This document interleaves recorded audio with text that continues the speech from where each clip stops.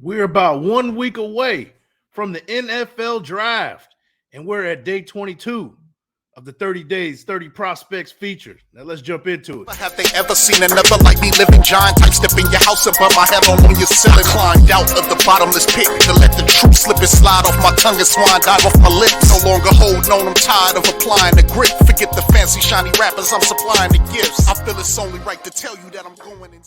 Showtime. Hey, it's your boy, Big Mike Raider, writer and contributor for Planet Raiders. Hey, and I got another video.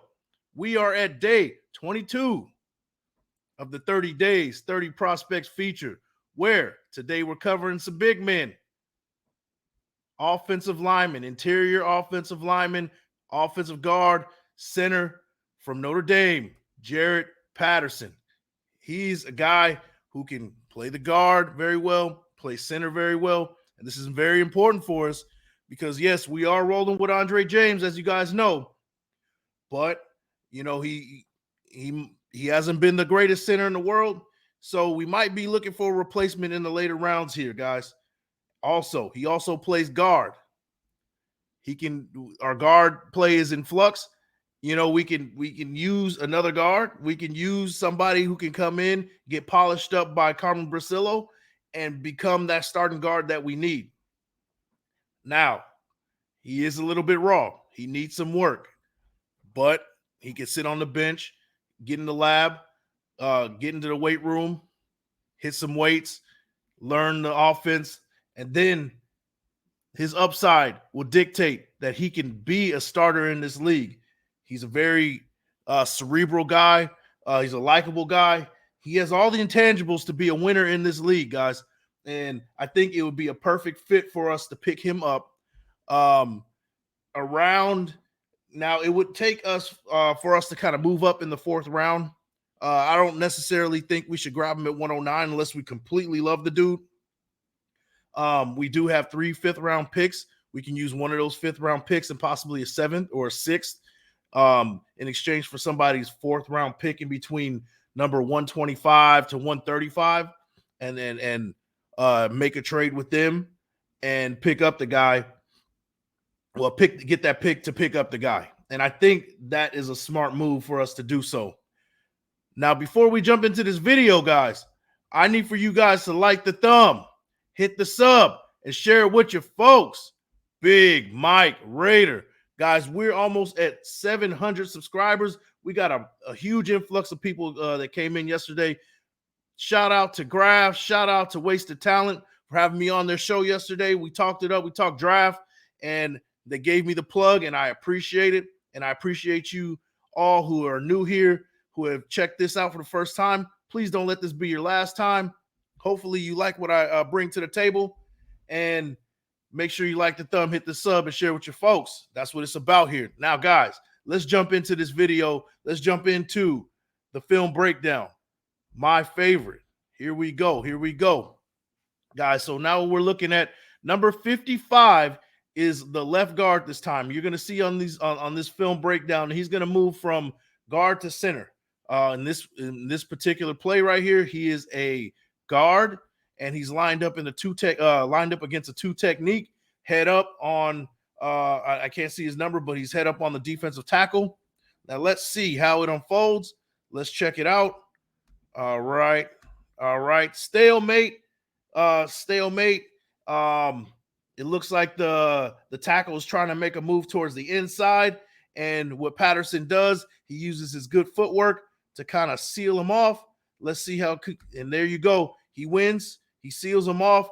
Now that running back can make a decision to either go in the middle right there or bounce it a little bit to that B gap right there.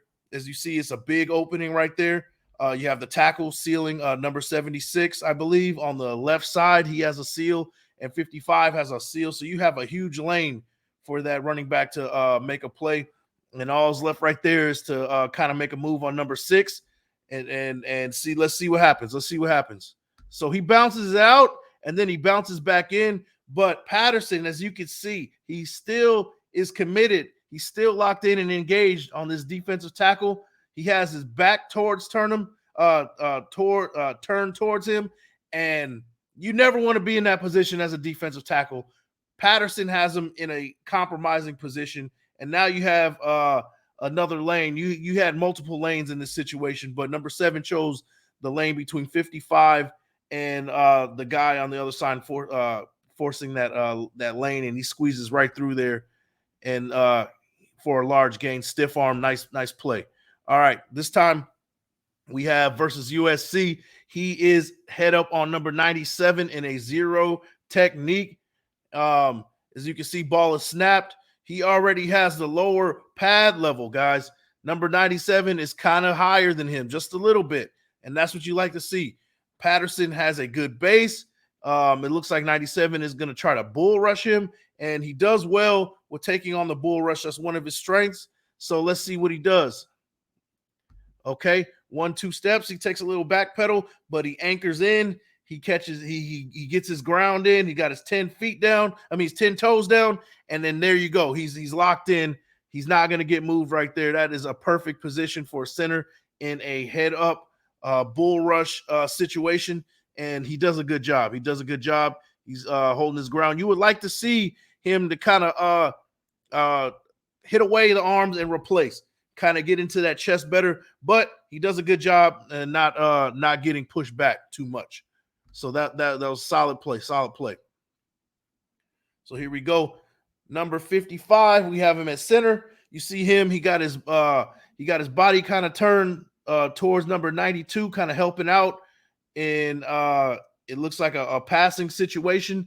And Patterson has his shoulders turned just a little bit. That's not the ideal position you will want, considering that number 0 might want to come in and delay blitz. And if you're not quick enough, number 0 can come right down the middle and take your quarterback's head off.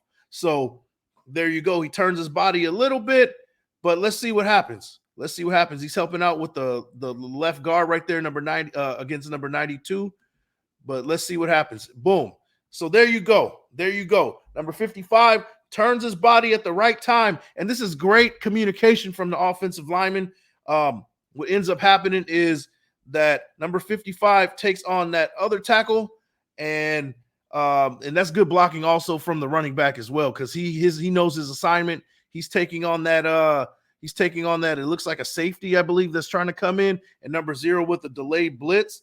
Number 55 takes the tackle that's kind of moved over. The other guard kind of pushes him over, like, hey, you take this guy, I'll take 0. And that was good communication from this offensive lineman. They do this a lot with combo blocking, and they do a great job with it. Patterson, he's a good communicator. He's a good leader. And this is a perfect example of it right here. So there you go. Good protection. Number 41 is caught up. And, yeah, good protection for that quarterback. And that's a solid play as well, guys. Solid play. Good communication. All right, here we go. So run play. So you have number 55. He's helping on the combo block right here. So combo block is basically you have your center guard help kind of double teaming just a little bit if the guard is kind of struggling with trying to reach that tackle to make the block. The center or guard, depending on what gap that defensive tackle is in, will kind of give that kind of a small nudge to kind of straighten him up, so the guard can kind of gain his ground and get the proper footwork to make a seal, a block, and then he'll move on to the other blocker will move on to the second level. Now, in this case, you have Jarrett Patterson helping out on number 91, and then he's going to move to the second level. Problem with this is that number 41, he commits too much to one side. He over pursues. I don't know what he was looking at, but he goes too far to the right, and it's an easy block for Patterson. But I like the fact that he can bounce from one guy to the next. Almost seems like effortlessly. He has great footwork, very nimble. So he goes from here to the number 41, as you can see, very quickly. Boom. And number 41 is midair right now, as you can see. He is floating right now, and Patterson has him in a very compromising position. Let's see how this goes. We might get a pancake. Nope, no pancake, but he does take him out of the play, and then a solid gain from the running back right there. Good blocking. So here we go. Some of this play is cut off, and what ended up happening was we had a blitz come in, a running back broke the tackle. Now he's going to be bouncing it out towards the left side. Now you see a whole mountain of guys on you got a whole team on the left side blocking. And look at number 55. What's important here is how he stays engaged on the guy, because if some offensive linemen, if they're not expecting the ball to come to their side, that's kind of their ticket to kind of loaf a little bit. This guy doesn't loaf at all. He shows that he's committed, he's engaged to the blocker, and he's going to keep on going. And I appreciate that. There you go. Stays on him. And by the time number 97 sheds Patterson, running back is taking off right there. Taking off. There you go. So there you go. Let's see. I believe Patterson's number 55. He's playing center right here. And you already see it right here. You got a seal block, block down, and you got another seal block on the center. You already got a natural lane right here, guys. You got a natural lane, and little hesitation, little jump hesitation from the running back to get that safety, kind of like, hey, where's he going? And then, matter of fact, Patterson was the guard in this situation. So what he does, let's rewind it just a little bit, just so I can make sure that we do this properly, right? Let's see. All right. So Patterson, he takes care of that defensive tackle, and then he moves to the second level, engages with 26, and great patience from that running back, knowing that Patterson has to make it to the second level. So he kind of makes a hesitation, and 26 and Patterson are locked in right here. Now this is the good and bad right here. 26 gives them a solid rip to kind of shed that block, a club and rip kind of deal. Kind of clubs them a little bit to the right, to our left, if we're looking at it from our point of view. He gives him a rip. So he kind of got a little bit manipulated, just a little bit, but he did put his body on him just enough for that running back to just go break a tackle. So that was a solid one, but it's good and bad. You do never want to see your guard kind of getting clubbed like that, just a little bit. But solid play from Patterson. And the point here is he effortlessly goes from first level to second level pretty quickly, and is great with combo blocking and communication. So let's see the next play right here. And then there he goes. He's taking off still. There you go. All right. It looks like we're going to get a blitz from number 10 and 26. You can see it pre-snap. That 26 is aggressive. Number 10 looks like he's going to be trying to blitz as well. Let's see how this unfolds. All right. So this is a pass play, and this is very important. Patterson was at the center position at this point in this situation, and this is very rare for a center, right? The ability to pull outside of a snap, like snap the ball and then pull. What you see Patterson do is snap the ball and then pull to the right. And then you see right here, he's already almost on the outside of the screen right here, and that's just good footwork right there. Look how he's on the left side of us right here on the outside corner, and you see how quickly his feet are. He has good feet. He went from the hash mark to almost midfield in like maybe about a second. That's good footwork. Laterally is great footwork, guys, and that's what I wanted to display here. That's solid footwork. There you go. There you go. And yeah, broken play. So there we go. So now let's see what we got here. Let's see what we got here. All right. Combo block once again. Let's rewind it just a little bit. All right. So we got Patterson at center. And then the ball snap. He's going to go take on number 92. And 62 helps him out with a combo block. He's going to take on number 41, the linebacker. And you see it right here. It forms a natural lane right here. The linebacker has a decision to make here. What am I doing? Am I going to commit to the left, or am I going to take on 62 and let this dude bounce out to the outside? Let's see what he does.